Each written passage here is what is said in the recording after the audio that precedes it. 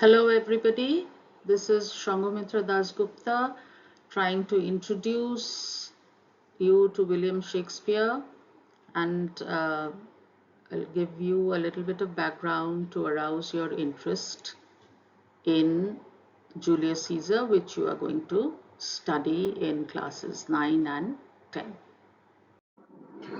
So here we find basically Shakespeare's body of plays. So we have tragedies. He has written 10 tragedies, out of which 5 are most famous. Hamlet, Othello, King Lear. What are the 2 others? Hamlet, Othello, King Lear, Macbeth, of course, and one more. Romeo and Juliet. Yeah, how could I forget Young Love?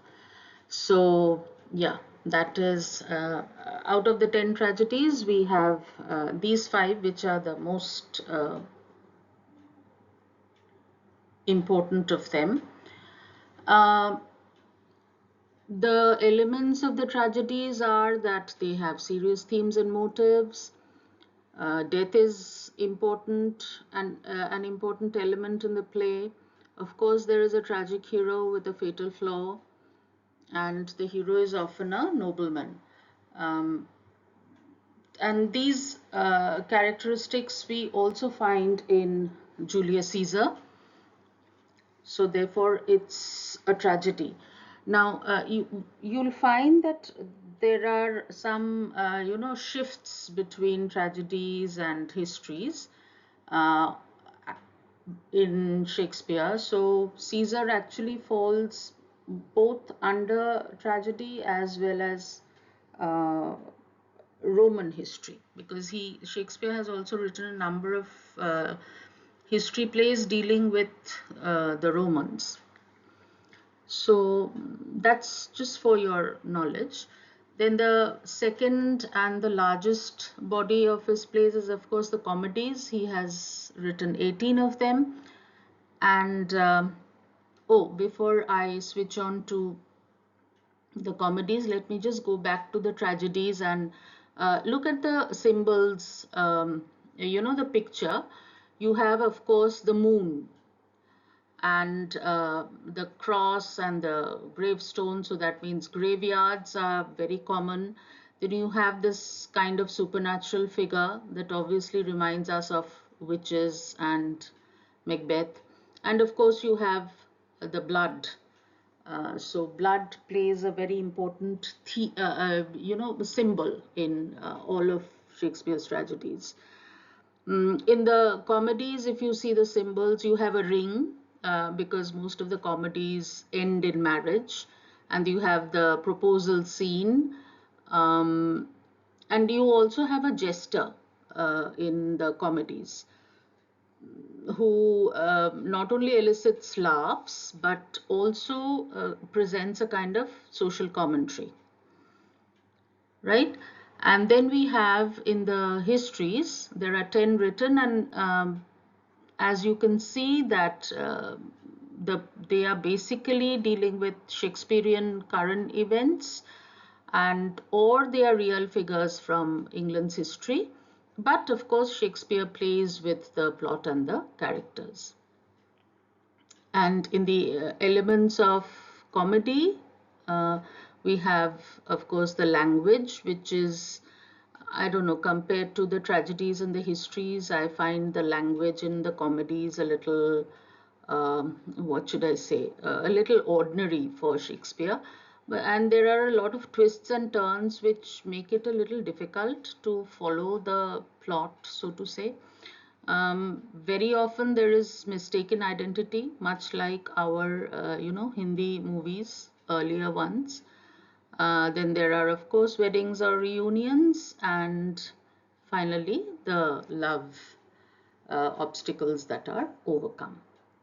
So this gives more or less, and just a very short and simplified view of the body of works of Shakespeare.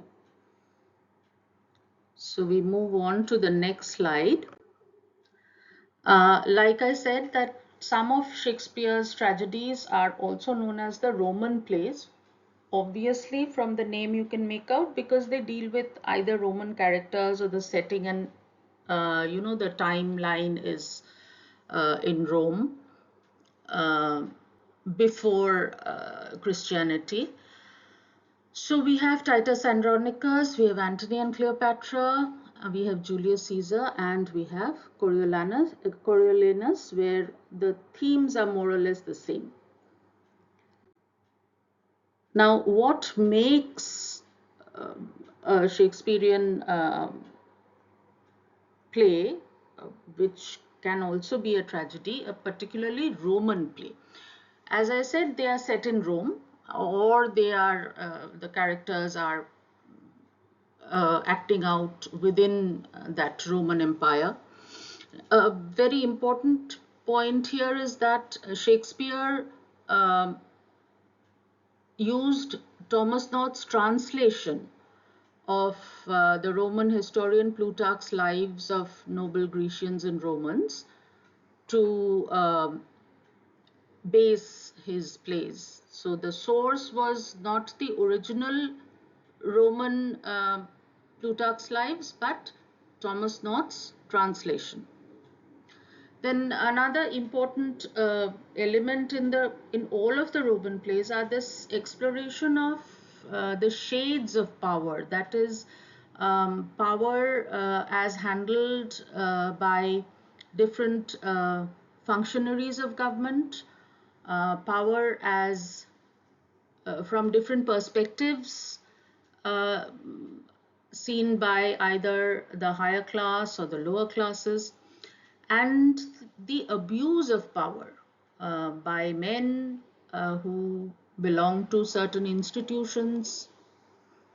So, in fact, this element actually makes Julius Caesar, especially, very relevant to our times, because today we are undergoing a lot of changes in our political systems because power is being abused by a lot of people.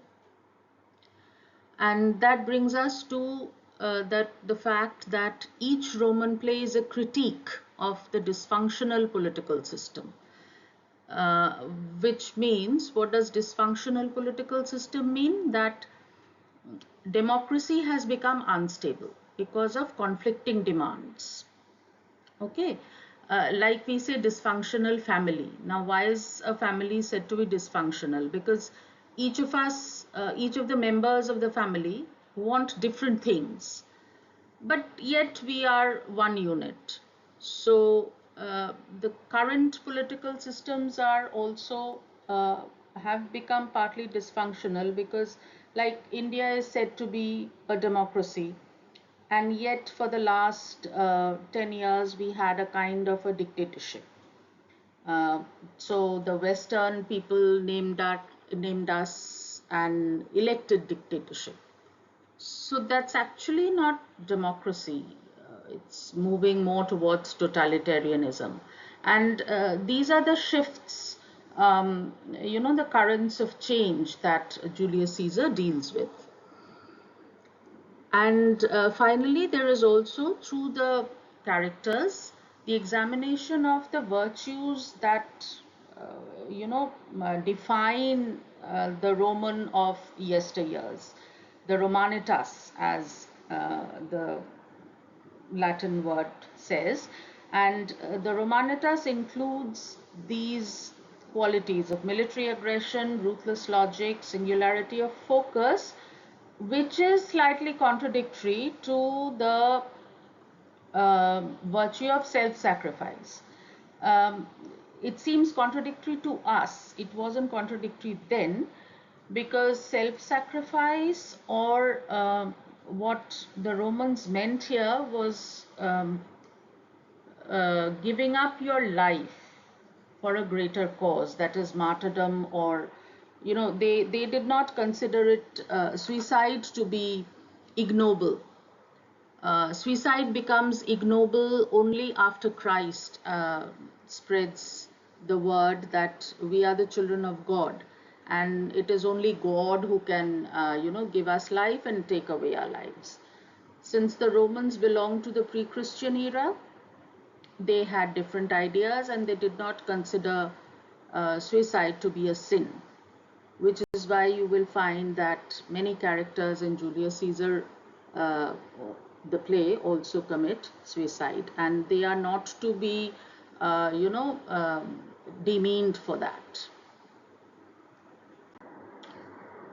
Here I have given you a very quick look at how the government actually in Caesar's time functioned.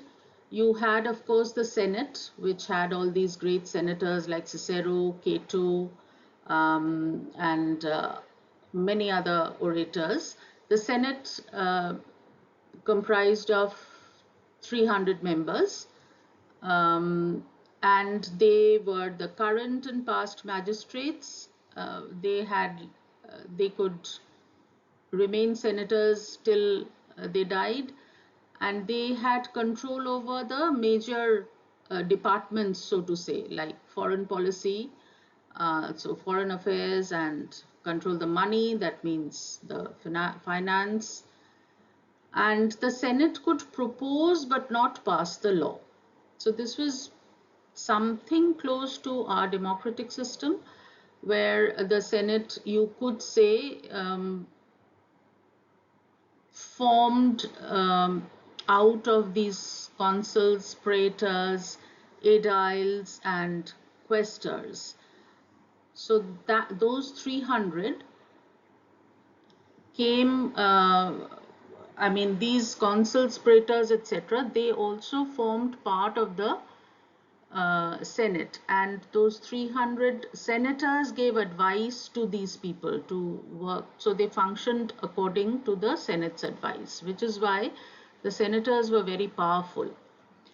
And the consuls, praetors, aediles, and quaestors were made of, the people were all patricians, that is, belonging to the upper classes, the nobility, the aristocrats.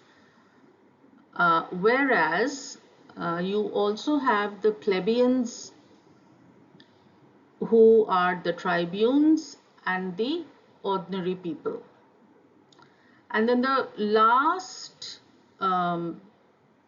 tier of this structure is that of the slaves. But the slaves, unfortunately, were regarded merely as possessions. They had no rights at all in any kind of government, say. Now, look to the right hand side of the slide, and you will see that consuls, there is an arrow which is, and it tells us more about that one consul could become a dictator for 6 months. That is, if there was an emergency, perhaps an attack, external attack, or some kind of civil war, whatever. So somebody could become a dictator, but the term was only for 6 months. And there was census, so the consuls had to also take census. They appointed these censors who went round and took a head count. So pretty scientific. And then from among the praetors, that is the judges who administered Roman law, and Brutus was a praetor, whereas Cassius had wanted to become a praetor, but Caesar did not favor him. So that was a reason why he disliked Caesar. Now these praetors could become governors of provinces. And if you know the story of Jesus Christ, you will remember or recall Pontius Pilate, who was the governor, Roman governor of the province of Judea, and who had actually, he had not pronounced the order for crucifixion. He had taken the views of the people there, which unfortunately most of them had been against Jesus, and so the crucifixion order had been given by Pontius Pilate. So then we move on to the next. I hope you understood the previous slide. If you haven't, then please go back and hear it for a second time. Now this gives a picture, clear picture of the extent of the Roman Empire, and you can see on your left hand side how much Julius Caesar himself alone had under his control, and the Roman Senate on the right hand side means another general or maybe more than one general had it under control, their control. Um, we do hear about Caesar. Those who have read Asterix, I don't know how many of you read it now, but Asterix is actually, a kind of a parody of Caesar's conquest of Gaul, which is actually present-day France. So here we have the range of Caesar's empire, that is France, Spain. Then we have Carthage in tip of Africa. Of course, we have the whole of Italy, and then he also came to Egypt because we know that he and Queen Cleopatra had an affair. So he had a huge sort of a, command, huge area under his command. Now on top of this slide, I just wanted to mention that it's written Germans there, but it's actually not modern Germans. It's basically Germanic tribes because we are talking of pre-Christian Europe here. And the Britons, so Julius Caesar also, remember, though it's not shown there in red, he also had attacked England. Here we have the ruins of Pompey's Theatre. This is there in present Rome. If you ever visit, perhaps you'll get a feel of how Caesar must have felt and how the crowd must have felt when hearing, those stirring words of Antony. So this is the forum where it all happened, the assassination. Now this is a very iconic line as well as an iconic picture of Julius Caesar. Beware the Ides of March. The Ides of March fall on the 14th or 15th of March. And here, why I took up this picture, there are many pictures of this, but why I took up this picture is, look at how Caesar is walking. He has that straight, gait, stiff, with arms akimbo. That means that total dictatorial and very arrogant stance of his. And then you, on his left hand side, I think is Brutus, perhaps, or Antony. Could be either, I'm not too sure. But this side of the picture, that is more or less in the middle, the one cloaked in black, is definitely, I think, Cassius. And I'll tell you why. Because you see the soothsayer presenting the paper, and I think look at Cassius's hand. It's as if he is moving, the soothsayer's hand away. And I find the way the sketch has been drawn, it's very, very symbolic. If we look from afar, that piece of paper seems like a dagger. And it's almost touching, Caesar's skirt, the Roman warrior skirt. But when we look closer, we realize that it's a flat piece of paper. But so the perspective and the double meaning is very clear from this picture, which is why I took it up.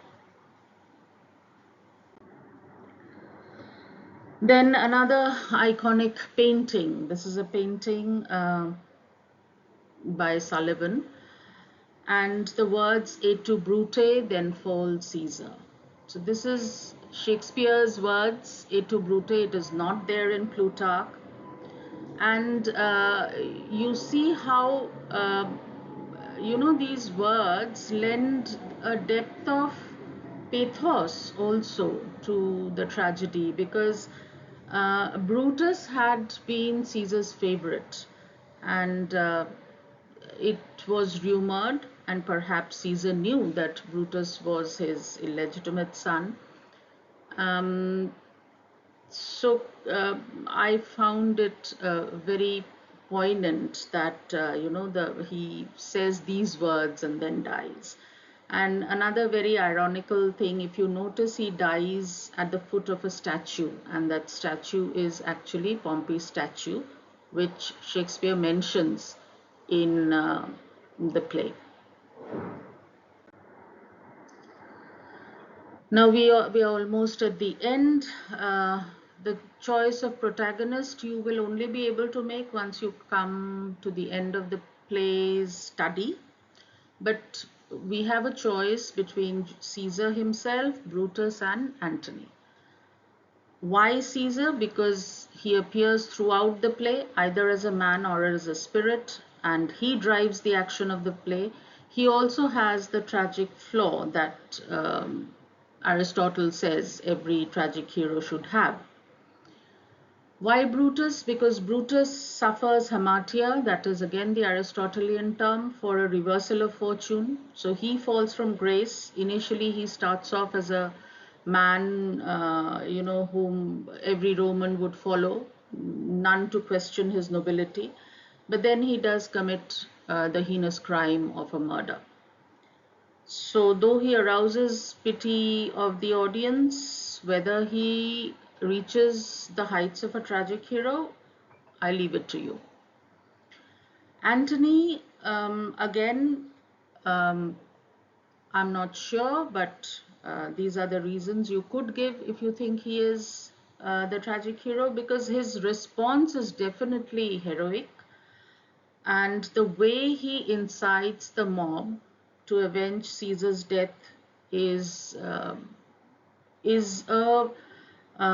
brilliant show of political opportunism. And even in the end, he is decisive, charismatic, as well as very empathetic, because he does give a very touching eulogy to Brutus when he comes across Brutus's dead body. So with that, I leave you to explore Julius Caesar in greater detail, and then I will come back with another presentation perhaps to talk more about the theme, the plot structure, etc. But if you want detailed explanation, you will have to buy a book that I'm about to publish through Notion Press. It will be available on Flipkart, Amazon, and Notion Press, and I will let you know as soon as it is published. Thank you for your patient listening.